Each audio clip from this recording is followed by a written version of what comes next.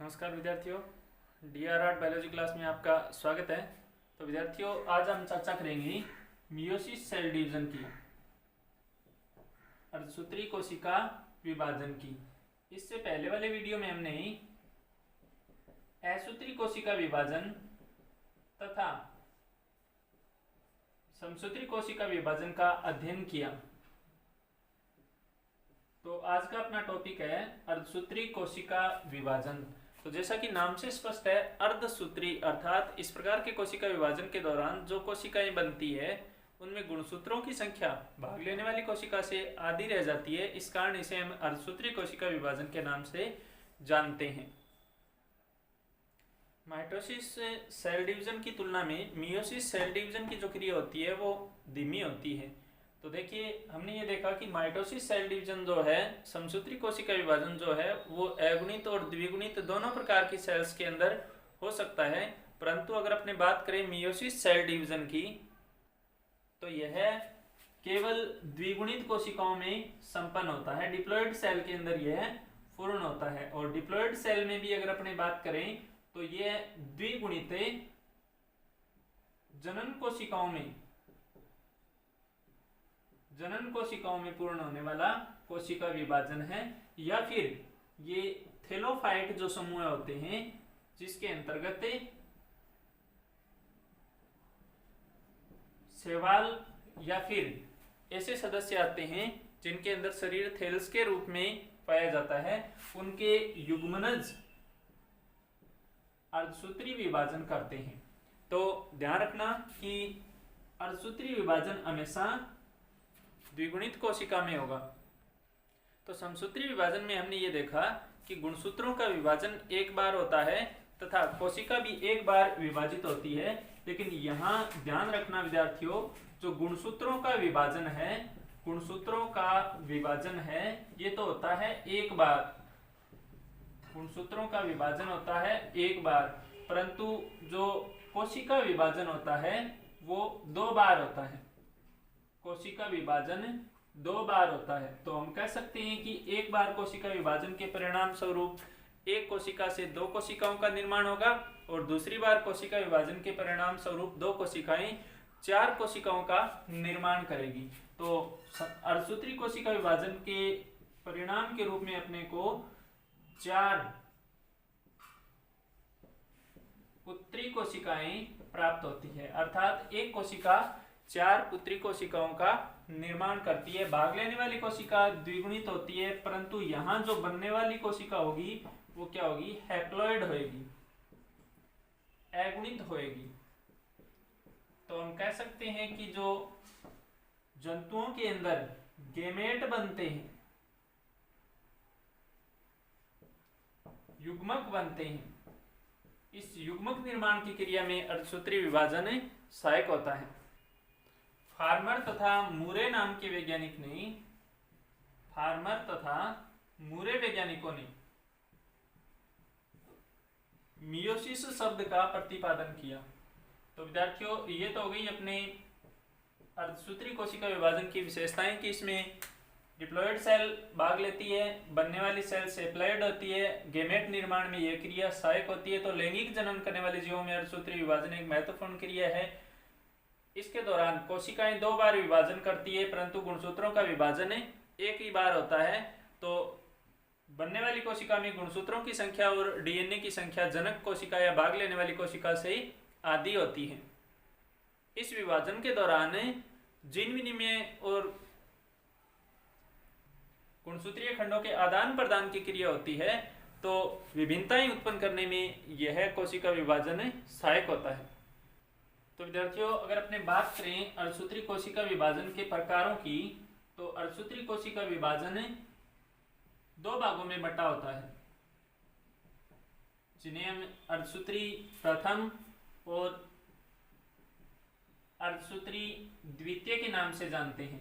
तो यहाँ ध्यान रखना, जो वास्तविक अर्धसूत्री विभाजन होता है वो मियोसिस फर्स्ट होता है, जिसे हम न्यूनकारी कोशिका विभाजन भी कहते हैं, क्योंकि इसी विभाजन के दौरान द्विगुणित संख्या जो गुणसूत्रों की होती है वो अगुणित संख्या में बदलती है, अर्थात गुणसूत्रों की संख्या कम होती है। इस कारण इसे हमें न्यूनकारी विभाजन के नाम से जानते हैं। और मियोसिस सेकंड की जो क्रिया होती है वो सारी की सारी माइटोसिस सेल डिवीजन या समसूत्री कोशिका विभाजन के समान होती है।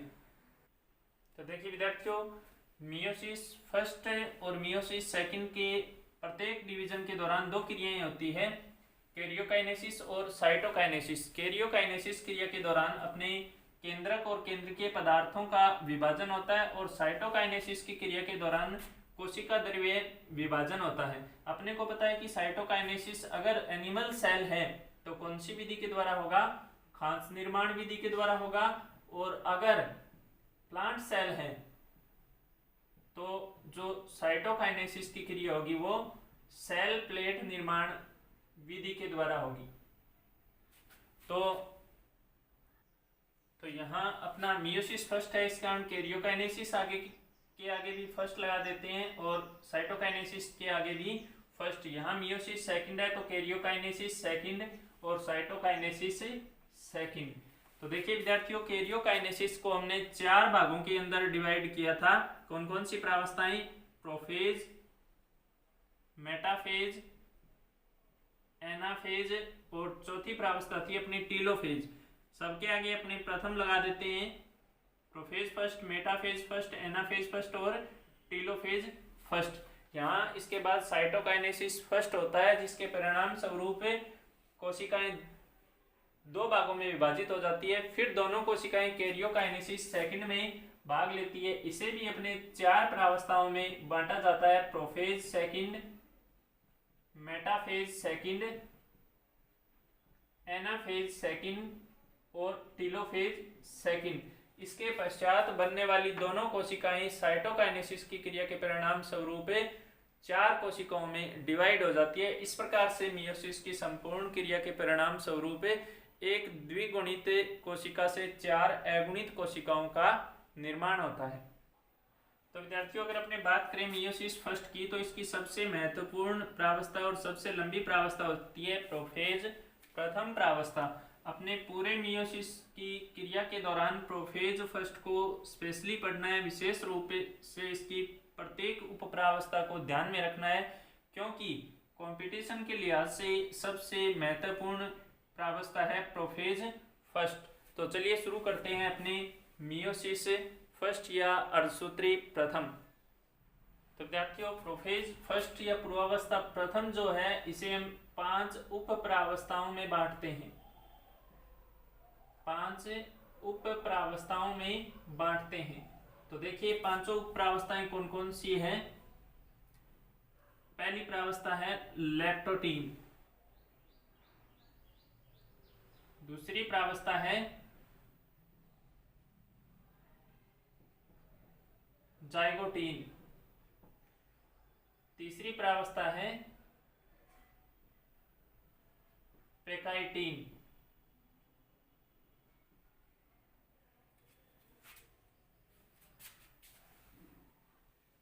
चौथी अपनी प्रावस्था है डिप्लोटीन और 5वीं उप प्रावस्था है डाइकाइनेसिस।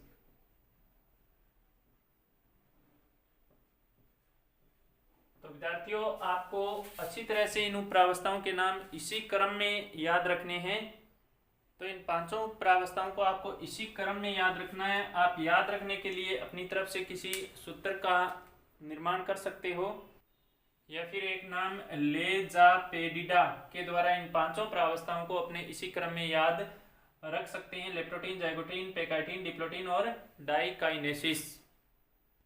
तो देखिए विद्यार्थियों, बात करें लेप्टोटीन की तो लेप्टोटीन प्रावस्था के दौरान केंद्रक का आकार और आयतन बड़ा होता है और इसमें जो गुणसूत्र होते हैं वो लंबे पतले दागेनुमा संरचना के रूप में पाए जाते हैं। और ये जो गुणसूत्र होते हैं इन पर लंबे पतले गुणसूत्रों पर छोटे छोटे बिंदुनुमा संरचनाएं पाई जाती है जिनको हम क्रोमोमियर कहते हैं। और क्रोमोमियर युक्त इन गुणसूत्रों को क्रोमोनीमेटा के नाम से जाना जाता है। ध्यान रखना विद्यार्थियों, यहाँ जो गुणसूत्र होते हैं वो क्या होते हैं, द्विगुणित होते हैं, डिप्लॉयड होते हैं। तो लेप्टोटीन प्रावस्था के दौरान लंबे पतले जो गुणसूत्र होते हैं वो केंद्रकीय पदार्थ के रूप में पूरे केंद्रक के अंदर धागेनुमा संरचना के रूप में फैले रहते हैं, और इस प्रकार के फैले रहने के कारण जंतुओं के अंदर जो अवस्था बनती है उसे हम बोकेट अवस्था के नाम से जानते हैं, और पादप कोशिका के अंदर जो अवस्था बनती है, जो संरचना बनती है, उसे हम कहते हैं सीडेंट नोट अवस्था। तो देखिए ये लेप्टोटीन के दौरान गुणसूत्रों से बनने वाली विशेष अवस्थाएं होती हैं जो कि एनिमल सेल्स के अंदर और प्लांट सेल के अंदर उपस्थित रहती हैं। इसके बाद विद्यार्थियों आप ध्यान रखना कि उभयचर के अंदर, एम्फीबियन के अंदर अपने क्रोमोसोम के अंतर्गत पढ़ेंगे विशेष प्रकार के गुणसूत्र पाए जाते हैं जिन्हें हमें लैंप ब्रूस क्रोमोसोम के नाम से जानते हैं, लैंप ब्रूस गुणसूत्रों के नाम से जानते हैं, जिनके अंदर बड़ी भुजाएं होती है। तो ये गुणसूत्र लेप्टोटीन प्रावस्था के दौरान अपने को दिखाई देते हैं।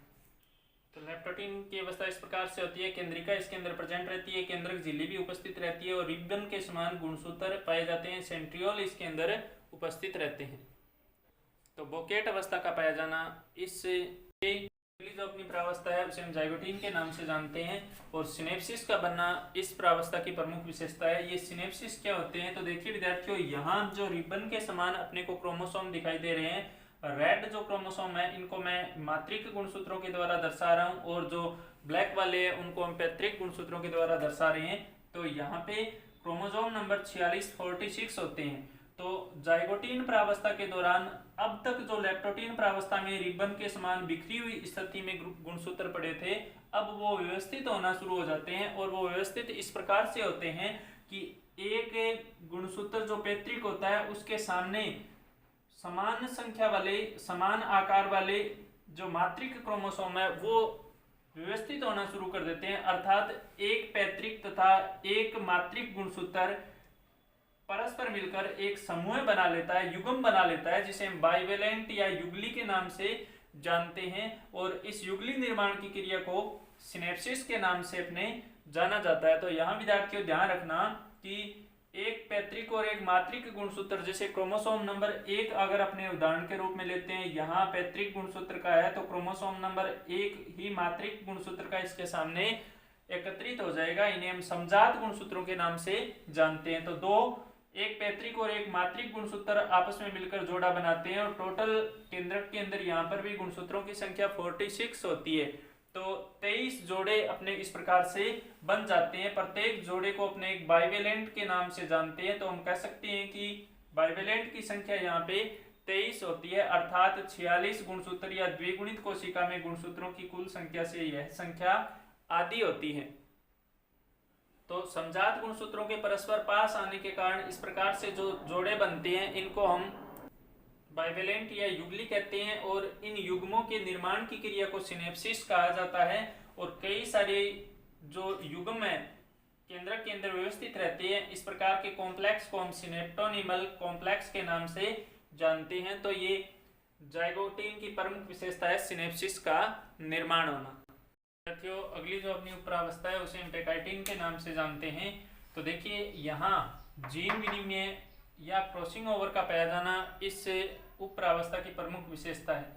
तो देखिए यहाँ जो आपको जाइगोटीन प्रावस्था के दौरान बाइवेलेंट दिखाई दे रहे हैं, इस बाइवेलेंट की जो क्रोमेटिड होते हैं इनके मध्य संघनन होता है, और संघनन के कारण ये मोटे हो जाते हैं, और मोटे होने के पश्चात इस क्रोमेटिड की जो प्रत्येक भुजा आपको दिखाई दे रही है, देखिए यहाँ एक भुजा ऊपर और एक भुजा नीचे, ये प्रत्येक भुजा अब स्प्लिट होकर क्या कर लेगी, विभाजन कर लेगी। अर्थात ऊपर वाली जो भुजा है वो 2 भुजाओं में बढ़ जाती है, और नीचे वाली भुजा भी 2 भुजाओं में विभाजित हो जाती है। इस प्रकार से जो बाइवेलेंट जो पहले होता है अब किस में बदल जाता है, टेट्राड के अंदर बदल जाता है, जिसके अंदर प्रत्येक क्रोमोसोम के अंदर 4 भुजाएं इस प्रकार से उपस्थित हैं। इसे हम टेट्राड के नाम से जानते हैं। तो देखिए पहले जो संरचना थी इस प्रकार की संरचना है, अब ऊपर वाली भुजा भी 2 भागों में स्प्लिट हो गई और नीचे वाली भुजा भी 2 भागों में स्प्लिट हो गई। तो देखिए विद्यार्थियों, हमने जाइगोटीन प्रावस्था के दौरान इस प्रकार की जो संरचना है जिसमें एक पैतृक और एक मात्रिक गुणसूत्र होते हैं उसे हमने बाइवेलेंट नाम दिया था। ये बाइवलेंट अब ऊपरी और निचली भुजाओं के द्वारा विभाजित होकर किसका निर्माण कर लेंगे, टेट्राड का निर्माण कर लेंगे, चतुष्क का निर्माण कर लेंगे। देखिए ये एक टेट्राड है, तो इस एक टेट्राड के अंदर अपने को दिखाई दे रहा है कि ये पैतृक क्रोमेटिड, ये पैतृक क्रोमेटिड और ये मातृक क्रोमेटिड और ये मातृक क्रोमेटिड, अर्थात एक टेट्राड के अंदर 2 पैतृक क्रोमेटिड और 2 मातृक क्रोमेटिड भाग लेते हैं। तो विद्यार्थियों यहाँ ध्यान देने वाली बात है कि यदि हम इस क्रोमोसोम को पैतृक गुणसूत्र मान ले, पिता का गुणसूत्र मान ले, तो इसकी जो दोनों भुजाएं हैं, ये दोनों भुजाएं आपस में सिस्टर क्रोमेटिड कहलाती हैं, अर्थात ये वाली दोनों भुजाएं भी क्या है, सिस्टर क्रोमेटिड है। और इस मातृक गुणसूत्र की ये दोनों भुजाएं और ऊपर वाली दोनों भुजाएं आपस में एक दूसरे के साथ क्या कहलाती है, सिस्टर क्रोमेटिड कहलाती है। परंतु एक पैतृक गुणसूत्र की क्रोमेटिड भुजा और दूसरे मातृक गुणसूत्र की क्रोमेटिड भुजा, अर्थात एक ये भुजा और दूसरे गुणसूत्र की ये वाली भुजा नॉन सिस्टर क्रोमेटिड कहलाती है। तो यहाँ पे अपने देख रहे हैं कि इस टेट्राड के अंदर ये मातृक गुणसूत्र है, इसकी भुजा यहाँ पे लोमित हो गई और यहाँ पैतृक जो गुणसूत्र है इसकी भुजा इस मातृक के ऊपर लोमित हो गई, अर्थात हम कह सकते हैं कि दोनों भुजाओं के मध्य यहाँ क्या हो गया, क्रोमेटिड के खंडों के बीच आदान प्रदान हो गया। और आदान प्रदान की इस घटना को ही अपने जीन विनिमय या क्रॉसिंग ओवर कहते हैं, अर्थात चतुष्क में 2 क्रोमेटिड खंडों के बीच जीनों का आदान प्रदान ही क्या है, जीन विनिमय होता है। तो विद्यार्थियों देखिए यहाँ जो क्रॉसिंग ओवर या जीन विनिमय की घटना होती है ये विभिन्नताएं उत्पन्न करने में महत्वपूर्ण होती है, क्योंकि यहाँ माता पिता के गुणसूत्रों के मध्य जीनों का आदान प्रदान हो जाता है, जिसके कारण उत्पन्न होने वाली संतति के अंदर विभिन्नताएं उत्पन्न होती है। यही कारण है कि उत्पन्न होने वाली संतति न तो पूर्णतः पिता के समान होती है और न ही पूर्णतः माता के समान। देखिए विद्यार्थियों अगली अपनी जो प्रावस्था है उसे हम डिप्लोटीन के नाम से जानते हैं। तो काइजमेटा का बनना या काइएज्मा का बनना इस प्रावस्था की प्रमुख विशेषताएं हैं। तो देखिए यहाँ अपने पैकाइटिन अवस्था में क्या देखा कि 2 जो मातृक और पैतृक गुणसूत्र है उनके क्रोमेटिड खंडों के बीच में संपर्क होना शुरू हो गया, जिसे हमने नाम दिया था सिनेप्सिस। और सिनेप्सिस के पश्चात इन खंडों के बीच आदान प्रदान हो गया जीनों का, जिसे हमने नाम दिया था जीन विनिमय या क्रॉसिंग ओवर। अब काइएज्मा है क्या, तो देखिए यहाँ जो आपको मातृक और पैतृक गुणसूत्र दिखाई दे रहे हैं, इस प्रकार से अपने इसको समझ सकते हैं कि यदि एक मातृक गुणसूत्र है तो ये अपना था पैतृक गुणसूत्र, और इस प्रकार से इन खंडों के बीच क्या हुआ था, यहाँ पे जीन विनिमय या क्रॉसिंग ओवर हुआ था। अब ये डिप्लोटीन प्रावस्था के दौरान क्या होता है, ये खंड यहाँ से अलग हो जाते हैं, अर्थात अपने ये कह सकते हैं कि जो संरचना बनेगी वो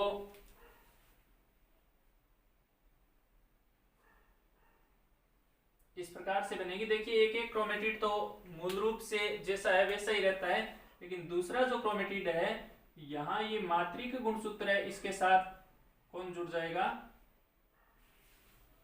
इस मातृक गुणसूत्र के साथ है पैतृक गुणसूत्र का खंड जुड़ जाएगा, और ये जो पैतृक क्रोमोसोम है इसके साथ मातृक गुणसूत्र का खंड जुड़ जाएगा।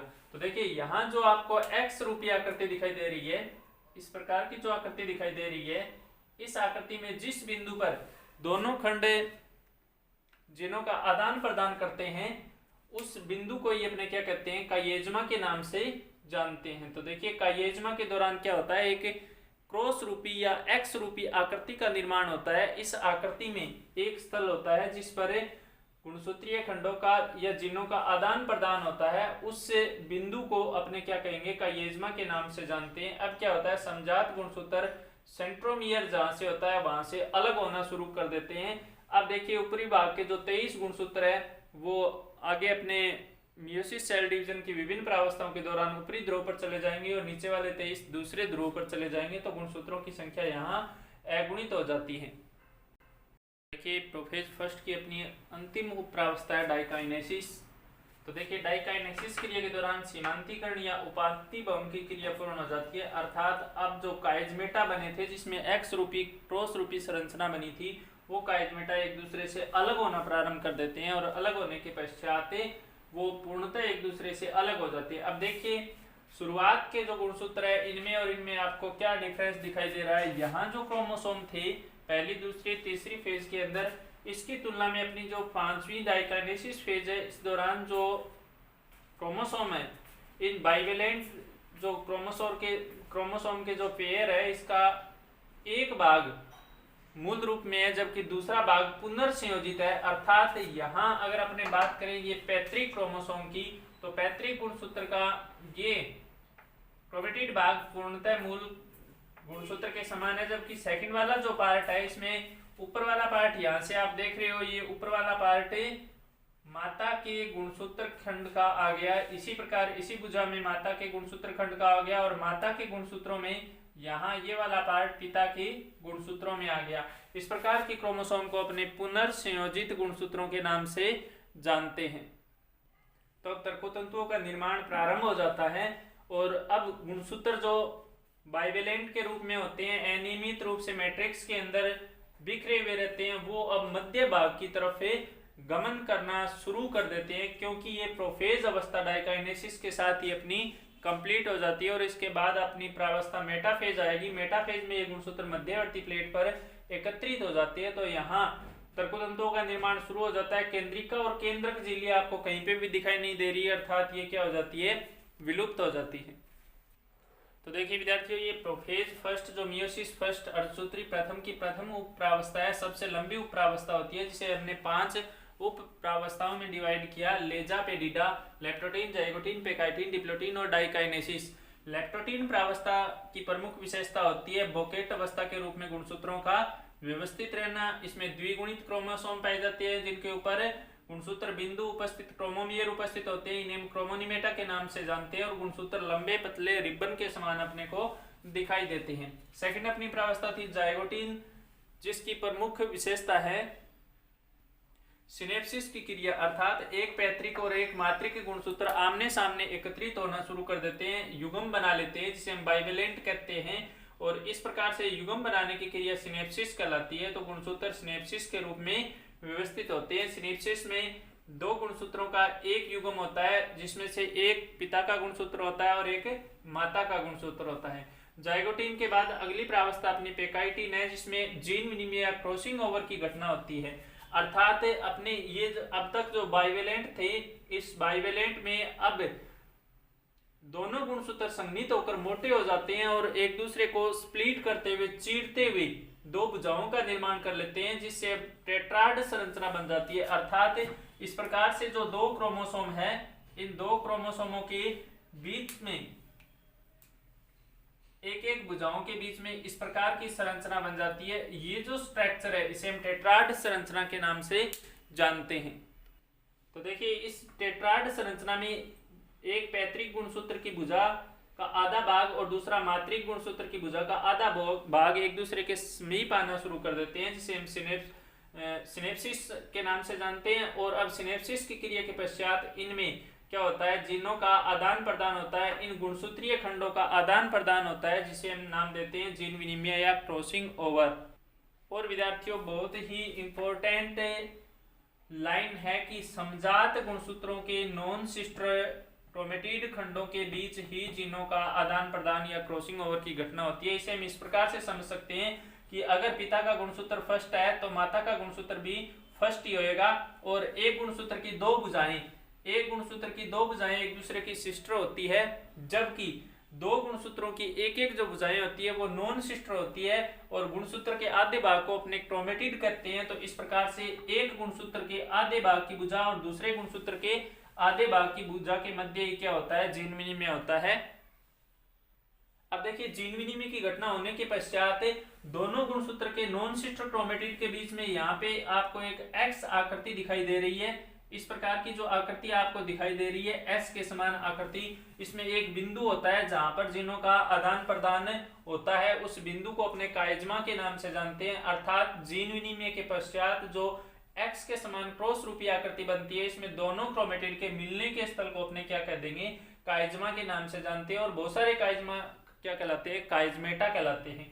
तो काइजमा या काइजमेटा का बनना डिप्लोटीन की प्रमुख विशेषता है। और अब क्या होगा, जीन विनिमय पूर्ण हो चुका होगा, तो जीन विनिमय पूर्ण होने के पश्चात जो काइजमेटा होता है वो एक दूसरे से अलग होना शुरू हो जाता है, काइजमेटा टूटना शुरू हो जाता है, जिसे हम क्या कहते हैं, सीमांतीकरण या उपांति भवन कहते हैं। उपांति भवन की क्रिया डाइकाइनेसिस अवस्था में पूर्ण हो जाती है, अर्थात अब पुनर्संयोजन के बाद दोनों क्रोमोसोम एक दूसरे से क्या हो जाते हैं, अलग हो जाते हैं।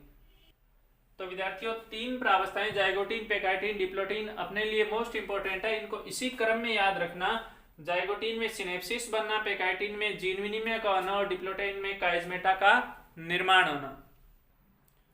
तो डाइकाइनेसिस के पश्चात जो क्रोमोसोम होते हैं वो बिखरे हुए अवस्था में बाइवेलेंट के रूप में पाए जाते हैं। अब क्या होंगे, मध्यवर्ती प्लेट की तरफ तृप्त तंतुओं की सहायता से गमन करना सहायक कर देंगे, अर्थात अब मेटाफेज अवस्था में गुणसूत्र प्रवेश कर जाते हैं। तो विद्यार्थियों, आप इस प्रोफेज फर्स्ट की 5 प्रावस्थाओं का स्क्रीनशॉट ले लीजिए, मैं आपको टाइम दे देता हूं, और आप बारी बारी से प्रत्येक उप प्रावस्था का इसी प्रकार से तुलनात्मक रूप से अध्ययन कीजिए। यहाँ देखिए, कुछ वैज्ञानिकों का मानना है कि सिनेप्सिस से पहले काइजमेटा का निर्माण होता है, जबकि अधिकांश वैज्ञानिकों की धारणा ये है कि पहले सिनेप्सिस बनता है, फिर क्रॉसिंग ओवर और जीन विनिमय की घटना होती है और फिर काइजमेटा का निर्माण होता है। तो अपने को इसी रूप में इस क्रम को याद रखना है।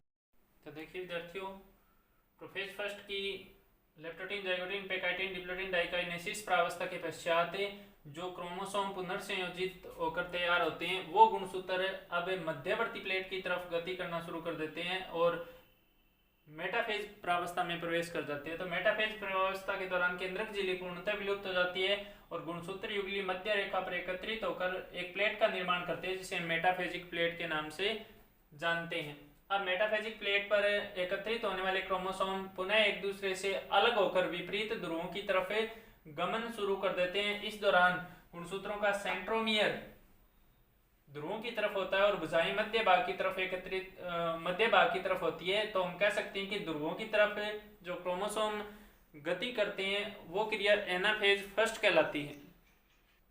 तो यहाँ विद्यार्थी ध्यान दीजिए, एनाफेज फर्स्ट प्रावस्था के दौरान गुणसूत्र युगल एक दूसरे से अलग अलग होते हैं। तो हम कह सकते हैं कि गुणसूत्रों की संख्या जो आधी होती है, अर्थात द्विगुणित से अगुणित क्रोमोसोम नंबर जो होते हैं वो एनाफेज फर्स्ट प्रावस्था के दौरान होते हैं, अर्थात पैतृक व मातृक गुणसूत्र अलग अलग होकर विपरीत ध्रुवों की तरफ गमन शुरू कर देते हैं, जिसके कारण आनुवंशिक विभिन्नताएं उत्पन्न होती है। देखिए, इस दौरान एक गुणसूत्र की उपस्थिति का दूसरे गुणसूत्र की उपस्थिति पर कोई प्रभाव नहीं पड़ता, इसे हम स्वतंत्र अपव्यवन का नियम कहते हैं। तो गुणसूत्रों का जो पृथक्करण होता है वो स्वतंत्र अपव्यवन नियम के अनुसार होता है। यहाँ ध्यान दीजिए, जो पृथक्कृत गुणसूत्र है इनमें जो जीन विनिमय के दौरान विपरीत गुणसूत्र के खंडों का आदान प्रदान हो जाता है वो खंड इनके साथ जुड़े हुए हैं। अब अंतिम प्रावस्था प्रोफेज फर्स्ट की है, टीलोफेज फर्स्ट, जिसके दौरान ध्रुवों पर गुणसूत्र पहुंच जाते हैं, पतले तथा लंबे हो जाते हैं। यहाँ पर भी देखिए, क्रोमोसोम जो है इनके साथ अंतिम जो खंड है क्रोमेटिड के वो विपरीत गुणसूत्रों वाली क्रोमेटिड के जुड़े हुए हैं, अर्थात पुनर्संयोजित ये क्रोमोसोम होते हैं। इस दौरान केंद्रक झिल्ली व केंद्रिका पुनः बननी शुरू हो जाती है और एक ही कोशिका के अंदर दोनों ध्रुवों पर एक एक केंद्रक का निर्माण हो जाता है। अब देखिए, यहाँ जो केंद्रक बनता है इनमें गुणसूत्र अगुणित होते हैं। तो ये ध्यान रखना आप, जो एक ही कोशिका के अंदर 2 केंद्रक बनते हैं वो अपने माइटोसिस सेल डिवीजन के दौरान तो हमने देखा कि दोनों के दोनों क्या थे, द्विगुणित गुणसूत्रों वाले केंद्रक थे, लेकिन यहाँ गुणसूत्रों की संख्या आधी हो चुकी है, अर्थात अब एक कोशिका से 2 कोशिकाओं का निर्माण होगा जिनके अंदर प्रत्येक केंद्रक के अंदर अगुणित गुणसूत्र पाए जाएंगे। तो देखिए विद्यार्थियों, यहाँ 2 स्थितियां हो सकती है, या तो कोशिका एक है और एक ही कोशिका के अंदर 2 केंद्रक उपस्थित हो सकते हैं जिनमें अगुणित गुणसूत्र उपस्थित हो, या फिर ये कोशिका अगर जंतु कोशिका है तो साइटोकाइनेसिस की क्रिया खाद्य निर्माण विधि के द्वारा करेगी, प्लांट सेल है तो ये क्रिया सेल प्लेट निर्माण के द्वारा होगी। तो इस प्रकार की क्रिया के द्वारा कोशिका द्रव्य का विभाजन होने से एक कोशिका से 2 कोशिकाओं का निर्माण हो सकता है। मियोसिस फर्स्ट की क्रिया के पश्चात जंतु कोशिकाएं ओसाइट सेल्स का निर्माण करती है या पुरुष के अंदर स्पर्मेटोसाइट्स का निर्माण करती है, जिसके अंदर क्रोमोसोम हैप्लॉइड होते हैं, अर्थात अगुणित होते हैं। तो यहाँ पे टीलोफेज फर्स्ट के पश्चात अपना मियोसिस प्रथम कंप्लीट हो जाता है, जिसे हम वास्तविक अर्धसूत्री विभाजन या न्यूनकारी विभाजन के नाम से भी जानते हैं, क्योंकि इस दौरान भाग लेने वाली कोशिका की तुलना में गुणसूत्रों की संख्या बनने वाली कोशिका में आधी रह जाती है। तो विद्यार्थियों देखिए, मियोसिस फर्स्ट के बाद मियोसिस सेकंड शुरू होता है। तो हमने बताया कि एक कोशिका जब विभाजन कर लेती है और फिर अगले विभाजन के लिए जो तैयारियां करती है उसे हमने नाम दिया था इंटरफेज प्रावस्था। तो यहाँ मियोसिस फर्स्ट और मियोसिस सेकंड, अर्थात मियोसिस फर्स्ट के खत्म होने के पश्चात, समाप्त होने के पश्चात अगले मियोसिस सेकंड के शुरू होने के बीच की जो अवधि होती है उसे हम इंटरकाइनेसिस के नाम से जानते हैं, जो कि इंटरफेज की तुलना में सीमित अवधि की होती है तथा इस दौरान गुणसूत्रों का रेप्लिकेशन नहीं होता। देखिए, मियोसिस फर्स्ट के बाद जो कोशिकाएं बनती है इनके अंदर गुणसूत्र तो अगुणित होते हैं, परंतु डीएनए की मात्रा द्विगुणित होती है, क्योंकि अगला अपना चरण जो मियोसिस सेकंड है उस दौरान अपने ये देखेंगे कि एक कोशिका से दो और भाग लेने वाली दोनों कोशिकाओं से, क्योंकि यहाँ दो कोशिकाओं का निर्माण मियोसिस फर्स्ट में हो रहा है, ये दोनों कोशिकाएं मियोसिस सेकंड में भाग लेगी और भाग लेकर मियोसिस सेकंड की prophase second, metaphase second, anaphase second और टीलोफेज सेकंड अवस्थाओं से गुजरते हुए 4 केंद्रकों का निर्माण होगा। इसके पश्चात अपना साइटो के मियोसिस फर्स्ट की समाप्ति के पश्चात इंटरकाइनेसिस अवस्था के पश्चात मियोसिस सेकंड में कोशिका प्रवेश करती है, जिसे हम अर्धसूत्री द्वितीय के नाम से जानते हैं। कहने को तो ये अर्धसूत्री द्वितीय है, लेकिन इसकी सारी क्रिया जो होती है वो माइटोसिस सेल डिवीजन अर्थात समसूत्री विभाजन के समान होती है। तो मियोसिस सेकंड को भी हम मियोसिस फर्स्ट की भांति 2 भागों में बांटते हैं। पहला चरण अपना कैरियोकाइनेसिस, जिसके दौरान क्या होगा, केंद्रक का विभाजन होगा। अब देखिए, यहाँ भाग लेने वाली कोशिकाएं ध्यान दीजिए क्या है, अगुणित होती है, क्योंकि मियोसिस फर्स्ट के दौरान अगुणित कोशिकाओं का निर्माण हो चुका है। तो अब गुणसूत्रों का द्विगुणन होगा, अर्थात गुणसूत्रों का विभाजन होगा। पहले क्या हुआ था, मियोसिस फर्स्ट में गुणसूत्र एक दूसरे से अलग हुए थे, न कि उनका विभाजन हुआ था। अब गुणसूत्र क्या होंगे, डिवाइड होंगे। तो मियोसिस सेकंड के दौरान ही गुणसूत्रों का डिवाइडेशन होता है, विभाजन होता है। तो ध्यान रखना, अर्धसूत्रीय विभाजन की संपूर्ण क्रिया के दौरान क्या होगा, 2 बार कोशिका विभाजन होता है, लेकिन गुणसूत्रों का विभाजन एक ही बार होता है। तो कैरियोकाइनेसिस को हम पुनः 4 भागों में बांटेंगे। कौन कौन से, prophase second, metaphase second, anaphase second और अंतिम प्रावस्था होगी अपनी टीलोफेज सेकंड। ठीक इसी प्रकार अपने साइटोकाइनेसिस या इसे हम कहते हैं कोशिका द्रव्य विभाजन, साइटोकाइनेसिस को भी अपने 2 भागों में डिवाइड करेंगे। कौन कौन सा, अगर जंतु कोशिका है तो कौन सी विधि के द्वारा, खांच निर्माण विधि के द्वारा, एनिमल सेल में, और अगर प्लांट सेल है तो सेल प्लेट निर्माण विधि के द्वारा क्या होगा, साइटोकाइनेसिस होगा। तो यहां देखिए, अपने 2 कोशिकाएं जो मियोसिस सेकंड में भाग लेती है वो इन दोनों प्रावस्थाओं से गुजरते हुए 4 कोशिकाओं का निर्माण कर लेती है। तो यहाँ मैं इनका वर्णन नहीं करवा रहा हूं। देखिए, प्रोफेज प्रावस्था के दौरान क्या होगा, गुणसूत्र के क्रोमेटिड स्पष्ट दिखाई देना शुरू कर देंगे, केंद्रिका और केंद्रक झिल्ली विलुप्त होनी शुरू हो जाएगी। फिर मेटाफेज सेक्टर मध्यवर्ती प्लेट पर एकत्रित हो जाएंगे। एनाफेज प्रावस्था के दौरान सेंट्रोमियर अर्थात यहाँ पर गुणसूत्र बिंदु या सेंट्रोमियर का विभाजन होगा। यहाँ इंपॉर्टेंट है, देखिए, एनाफेज प्रथम के दौरान सेंट्रोमियर का विभाजन नहीं होता, परंतु एनाफेज सेकंड प्रावस्था के दौरान सेंट्रोमियर का विभाजन होगा और क्रोमेटिड अलग हो जाएंगे। अब क्रोमेटिड अलग होकर यहाँ पे विपरीत ध्रुवों की तरफ गमन करना शुरू कर देंगे, वही VJIL आकृतियां बनेगी और फिर अंतिम रूप से गुणसूत्र विपरीत ध्रुवों पर पहुंचकर पुनः प्रोफेज के विपरीत क्रियाएं शुरू कर देते हैं, अर्थात अब क्रोमेटिन जाल का निर्माण होने लगता है, तर्कु तंतु विलुप्त होने लगते हैं, केंद्रिका और केंद्रक झिल्ली पुनः प्रकट होने लगते हैं। तो इस प्रकार से एक कोशिका का केंद्रक 2 भागों में और यहाँ 2 कोशिकाएं भाग लेती है तो केंद्रक 4 भागों में विभाजित हो जाएगा। फिर साइटोकाइनेसिस की क्रिया के द्वारा कोशिका द्रव्य का विभाजन होगा और एक द्विगुणित जनन सेल 4 अगुणित कोशिकाओं में परिवर्तित हो जाती है। तो इस प्रकार से अपना मियोसिस या अर्धसूत्री विभाजन पूर्ण हो जाता है। देखिए विद्यार्थियों, अगर अपने बात करें अर्धसूत्री विभाजन के महत्व की,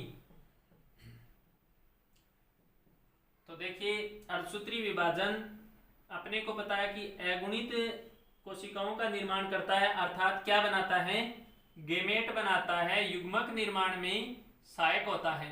तो युग्मक क्या करते हैं, लैंगिक जनन में भाग लेने वाली अगुणित इकाइयां होती है, अर्थात नर के अंदर शुक्राणु पाए जाते हैं और मादा के अंदर अंडाणु पाए जाते हैं। नर के जो शुक्राणु होते हैं उनके अंदर 23 क्रोमोसोम जो उपस्थित होते हैं वो पिता के आनुवंशिक लक्षणों का नियंत्रण करते हैं और माता के अंडाणु के अंदर उपस्थित 23 क्रोमोसोम माता के आनुवंशिक लक्षणों का नियंत्रण करते हैं। तो युग्मक निर्माण में हम कह सकते हैं कि अर्धसूत्री विभाजन सहायक होता है। साथ ही साथ युग्मक निर्माण के पश्चात क्या होगा, लैंगिक जनन की क्रिया के दौरान एक घटना होती है निषेचन। इस निषेचन के दौरान नर और मादा युग्मक अर्थात अंडाणु और शुक्राणुओं का संयोजन होता है, जिसके पश्चात युग्मनज बनता है, जो कि सजीवों के शरीर की प्रथम कोशिका होती है जिससे नए जीव का विकास होगा। तो यहाँ जो अंडाणु और शुक्राणु होते हैं इनके अंदर 23 क्रोमोसोम पाए जाते हैं जो परस्पर मिलकर पुनः 46 क्रोमोसोम वाले युग्मनज का निर्माण कर लेते हैं। तो हम कह सकते हैं कि जीवों के अंदर गुणसूत्रों की संख्या को स्थिर बनाए रखने में, निश्चित बनाए रखने में अर्धसूत्री विभाजन सहायक होता है।